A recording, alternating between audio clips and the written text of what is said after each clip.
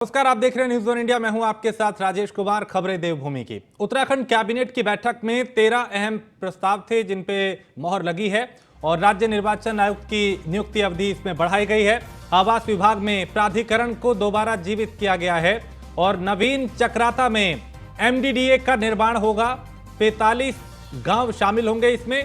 Tourism विभाग में फैसला लिया गया है कि 37 पद इसमें बढ़ाए गए हैं।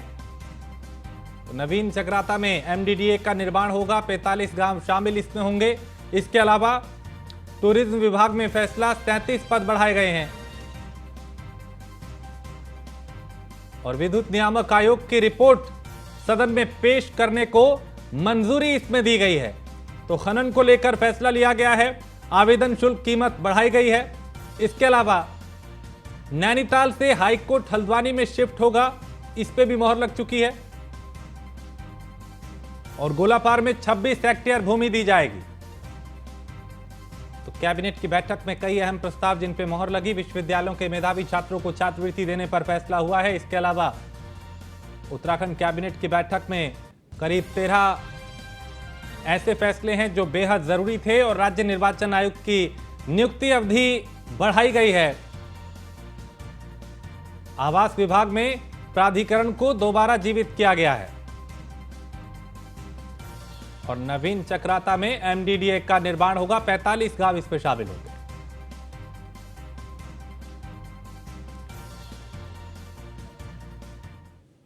इसमें पहला मत जो राज्य निर्वाचन आयुक्त होते हैं उनकी नियुक्ति शर्त होती है कि उनको 5 साल के लिए जहां 65 वर्ष तक उनकी रिटायरमेंट एज है, जो भी पहले हो उनका पद, तब तक उनको मतलब रिटायर हो जाते हैं। तो 5 साल का 6 किया है और 65 की बजाय 66 किया है रिटायरमेंट आयु। 68 किया। 68, हाँ अब ठीक कह रहे हैं, 66 ने 68 किया है।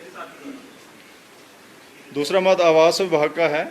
इसमें आप अवगत हैं कि कुछ समय पहले जो प्राधिकरण को दोबारा जीवित किया है और उसमें ये था कि हर एक प्राधिकरण नक्शे पास करने के लिए अपना स्टाफ तैनात करेंगे और स्टाफ ये रेगुलर तैनाती में कुछ समय लगेगा और ये काम नक्शा स्वीकृत करने का तुरंत होना है।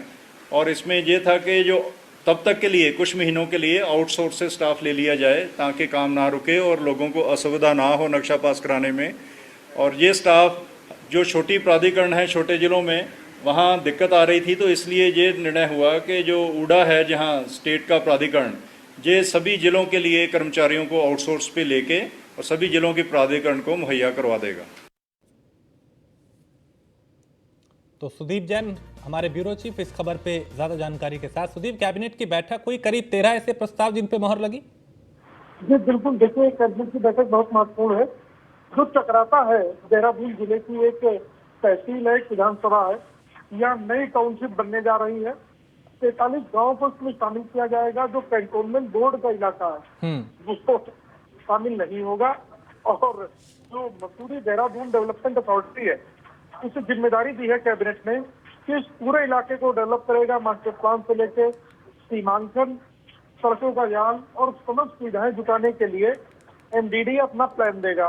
इसी प्रकार से राज्य सरकार ने जो उच्च शिक्षा है, हायर एजुकेशन, इंटरमीडिएट के बाद और पीजी तक 1500 रुपए से बढ़ा 1500 रुपए से लेकर 60,000 रुपए तक जो छात्रवृत्ति है स्लैब वार, संकाय में जो अपनी श्रेणी में टॉप 3 टॉपर होंगे उनको ये पैसा मिलेगा। इसी प्रकार से राज्य सरकार ने ये भी निर्णय लिया है कि खनन में, अवैध खनन पर जो कुल रकबे का 5 गुना जुर्माना होता था उसे 2 गुना किया गया है। इस पर सचिव खनन ने तर्क ये दिया कि बहुत अधिक जुर्माना होने से जुर्माना वसूला ही नहीं जा पा रहा था, कोर्ट और दूसरी समस्याएं बाधा थी, लिहाजा 2 गुना किया गया है। और जो आवेदन शुल्क है नए पट्टों पे उसमें इजाफा किया गया है। निर्णय ये भी हुआ है कि टूरिज्म विभाग का काम बढ़ता जा रहा है जी, प्रदेश में पर्यटन बढ़ रहा है, लिहाजा 37 पदों पर नई नियुक्तियां होने जा रही हैं। इसमें 16 नियुक्तियां हेडक्वार्टर के लेवल पे होंगी और अन्य नियुक्तियां जिलों में होंगी, क्योंकि प्रदेश में टूरिज्म एक बहुत बड़ा सब्जेक्ट है। और इसके अलावा 2 महत्वपूर्ण निर्णय ये भी है कि जो अभी तक नायब तहसीलदार अवैध खनन पकड़ते थे, उनको विषय का एक्सपर्ट न मानने के कारण ये उनके द्वारा लगाया गया जुर्माना कोर्ट में चैलेंज हो जाता था जी। तो अब नायब तहसीलदार और तहसीलदारों को ट्रेनिंग भी दी जाएगी, जो कि खनन विभाग देगा। सुदीप, इसके अलावा ये भी है कि विद्युत नियामक आयोग की जो रिपोर्ट है को सदन में पेश करने को भी मंजूरी दी गई है। जी बिल्कुल, जो 22-23 की नियामक आयोग की रिपोर्ट है वो सदन में आनी है। सदन से पहले कैबिनेट ने इसको मंजूरी दे दी है सदन में लाने के लिए, क्योंकि ये कैबिनेट का निर्णय होता है। इसके अप्रूवल के बाद ही सदन में, हाउस में रिपोर्ट प्रस्तुत होती है, टेबल होती है। लिहाजा कैबिनेट ने इस पर अपना ग्रीन सिग्नल दे दिया। बहुत शुक्रिया सुदीप इस तमाम जानकारी के लिए। तो कैबिनेट बैठक में करीब 13 ऐसे प्रस्ताव जिन पे कैबिनेट की मोहर लगी। और प्रधानमंत्री नरेंद्र मोदी के दौरे को लेकर सीमांत जनपद पिथौरागढ़ के दूरस्थ गांव गुंजी में तैयारियां तेजी से चल रही हैं। और वहीं सूबे के मुख्यमंत्री पुष्कर सिंह धामी ने कहा कि प्रधानमंत्री मोदी के इंतजार में उत्तराखंड वासियों ने टकटकी लगाई हुई है। उन्होंने कहा कि जब भी प्रधानमंत्री राज्य में पहुंचते हैं कुछ ना कुछ उपहार स्वरूप जरूर देते हैं। और हाल ही में राज्य को वंदे भारत ट्रेन से नवाजा गया। उम्मीद है कि अब प्रधानमंत्री इस बार भी आएंगे तो कुछ सौगात जरूर लाएंगे, उत्तराखंड को जरूर वो कोई ना कोई उपहार देंगे। और मुख्यमंत्री ने कहा कि प्रधानमंत्री का उत्तराखंड से विशेष लगाव है।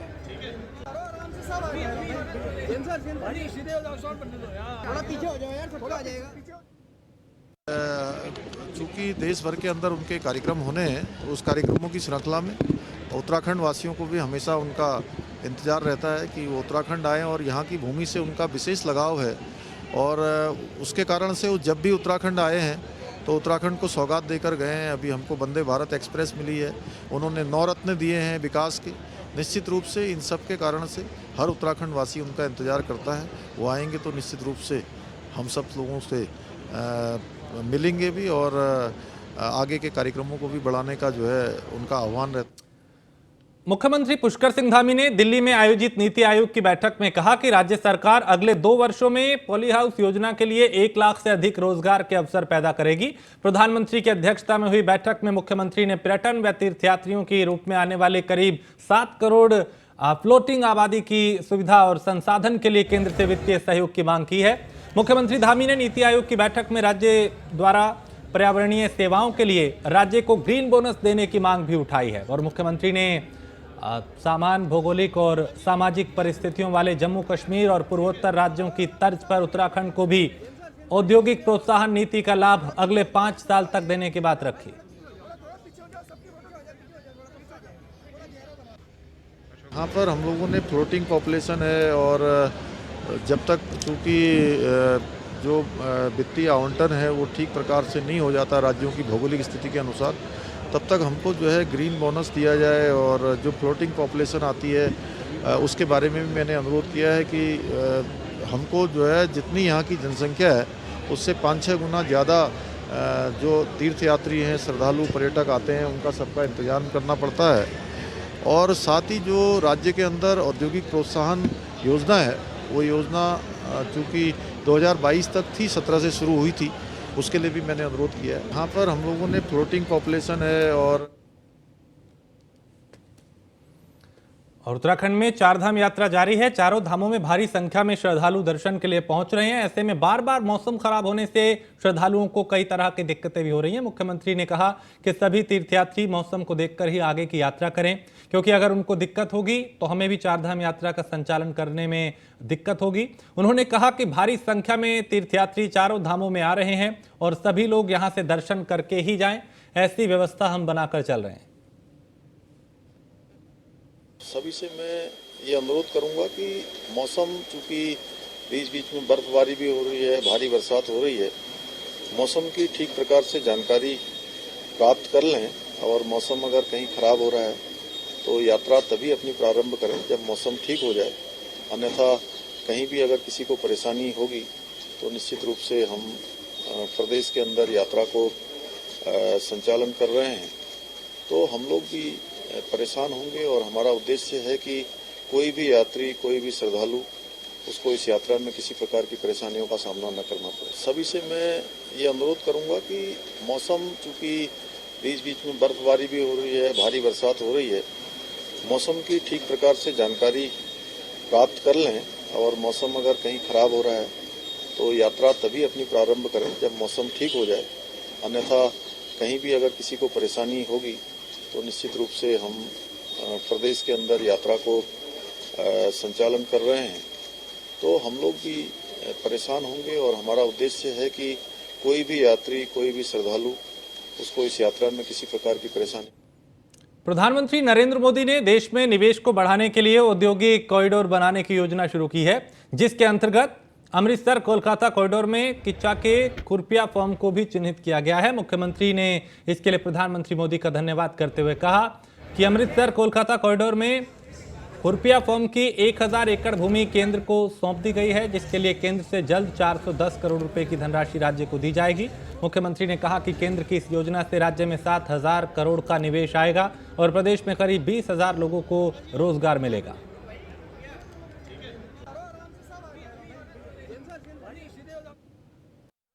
आदरणीय प्रधानमंत्री नरेंद्र मोदी जी का धन्यवाद करना चाहता हूं कि उन्होंने जो राष्ट्रीय स्तर पर कॉरिडोर व्यावसायिक जो कॉरिडोर बनाने की योजना प्रारंभ की है, उस योजना में अमृता कोलकाता कॉरिडोर के अंतर्गत हमारे यहाँ पर खुरपिया फॉर्म में 1000 एकड़ जमीन इस कॉरिडोर के लिए हमने उसको हस्तांतरित कर दी है। कॉरिडोर बनाने के लिए जल्दी ही 410 करोड़ रुपए की धनराशि भारत सरकार से मिलेगी और इस कॉरिडोर के बनने से लगभग 7000 करोड़ से भी ज्यादा का यहाँ पर रोजगार स्थापित होगा और इतना निवेश होगा। इसके साथ साथ 20,000 लोगों को रोजगार से भी जुड़ने का अवसर भी मिलेगा।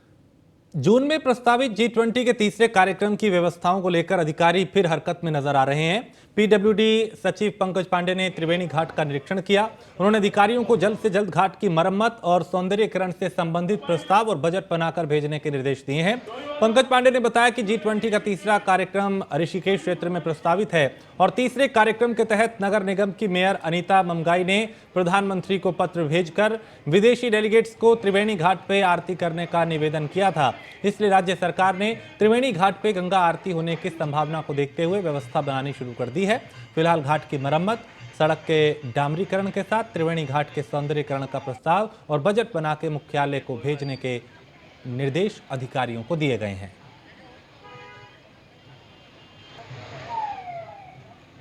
पहले तो मैं आभार व्यक्त करती हूँ हृदय की गहराइयों से और कोटि कोटि नमन करती हूँ देश के यशस्वी प्रधानमंत्री नरेंद्र मोदी जी का, जो कि मैंने फरवरी में जो पत्र मैंने माननीय प्रधानमंत्री जी को लिखा था और मैं इस चीज़ को लेके बड़ी गदगद हूँ कि इतने व्यस्ततम समय में जो कि इतने व्यस्त रहते हैं, उन्होंने मेरे पत्र का संज्ञान लिया।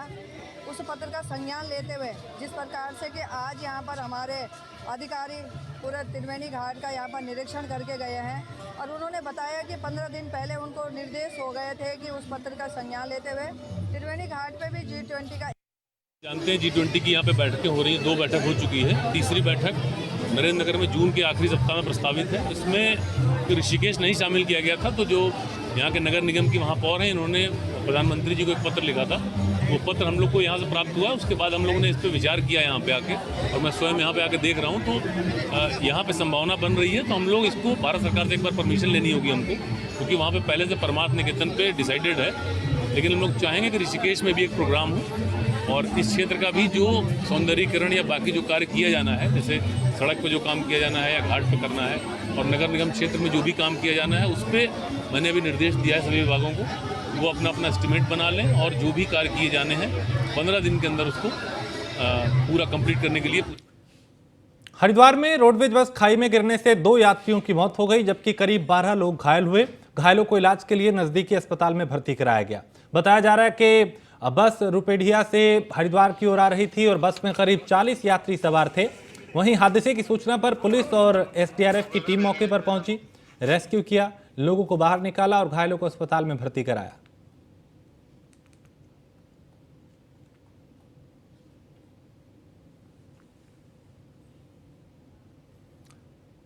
काठगोदाम थाना क्षेत्र में एक सर्विस सेंटर में खड़ी 2 कारों में भीषण आग लग गई। देखते ही देखते आग ने विकराल रूप ले लिया। सूचना के बाद मौके पर पहुंची दमकल विभाग की टीम ने काफी मशक्कत के बाद आग पर काबू पाया। गनीमत ये रही कि समय रहते अग्निशमन की टीम ने आग पर काबू पा लिया और वहीं सर्विस सेंटर के साथ साथ कई अन्य गाड़ियां भी इसकी चपेट में आ सकती थी। फिलहाल पुलिस घटना की जांच कर रही है कि आखिर ये आग कैसे लगी।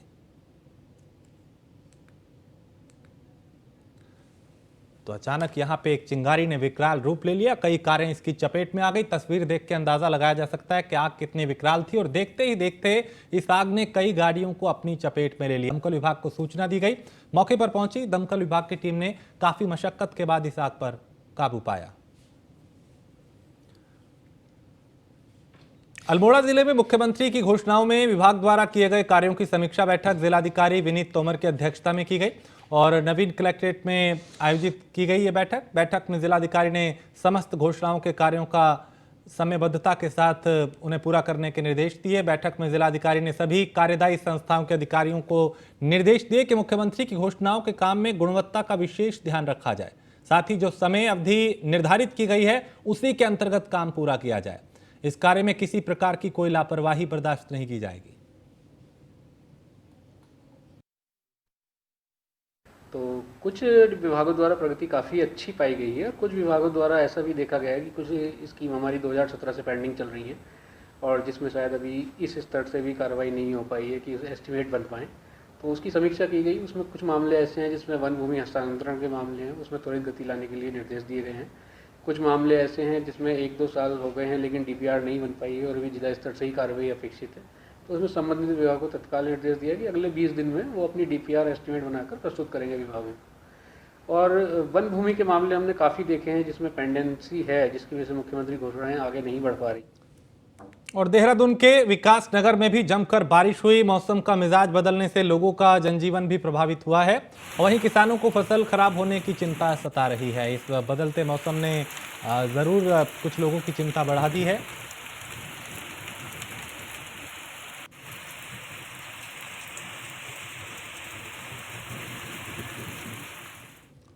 और मौसम विभाग की भविष्यवाणी सच साबित हुई है। यहां तेज हवा के साथ मूसलाधार बारिश हुई और अचानक बिगड़े मौसम ने लोगों की मुसीबत बढ़ा दी है। मौसम विभाग ने 5 जून तक मौसम को लेकर अलर्ट जारी किया है और ये अलर्ट जो है वो सही साबित हो रहा है।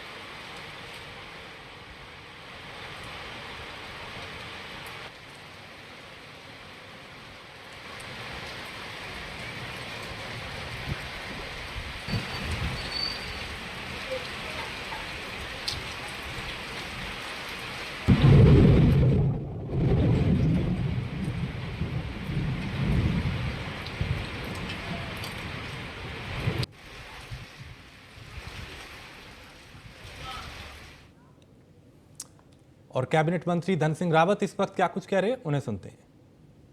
और ये भारत सरकार का पोर्टल है, इसमें कोई भी बच्चा रजिस्ट्रेशन कर सकता है।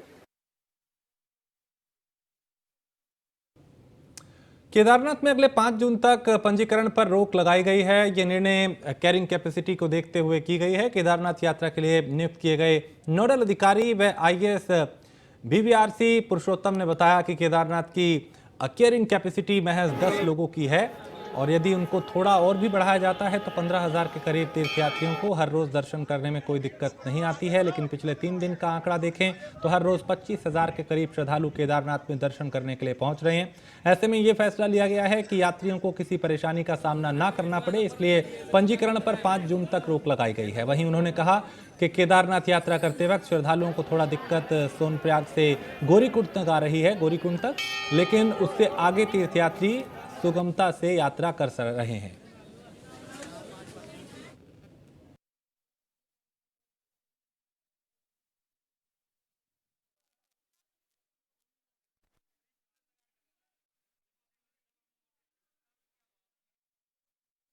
केदारनाथ यात्रा में 25 तारीख से स्कूलों का छुट्टियां भी हो गया है, तो काफ़ी भीड़ वहाँ पर आ रहा है। जैसे मैं लास्ट 3 दिन का विगत 3 दिन का फिगर्स बताऊँ, लगभग एवरेज हमारा 25,000 यात्री आ रहा है।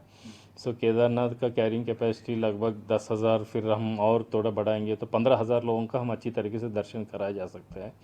क्योंकि इस बार इतना रिकॉर्ड मात्रा में यात्री आ रहे थे, तो थोड़ा सा वहाँ पर लॉजिस्टिकली थोड़ा सा आ रहा है, बट लेकिन वहाँ पर एडमिनिस्ट्रेशन काफ़ी अच्छा काम कर रहे हैं। मैं वहाँ पर शनिवार में खुद ही वहाँ पर गया हूँ, सोनप्रयाग, गौरीकुंड और केदारनाथ में व्यवस्था देखा।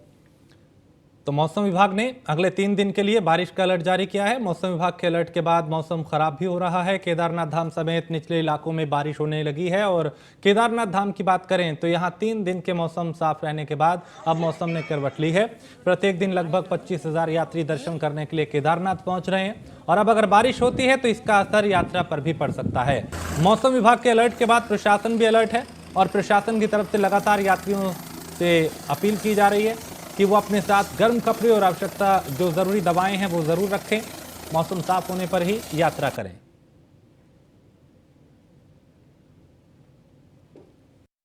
जो हमारा एयर एम्बुलेंस है और जो हमारी जो हेली सर्विसेज चलती है उसके माध्यम से कोई भी व्यक्ति अगर डॉक्टर वहाँ रेफर करते हैं तो उनको हम लोग निकटतम जो स्वास्थ्य सुविधा है, भले वो जिला अस्पताल हो रुद्रप्रयाग का या फिर एम्स ऋषिकेश हो, वहाँ पर हम लोग एयरलिफ्ट करके पहुँचाते हैं।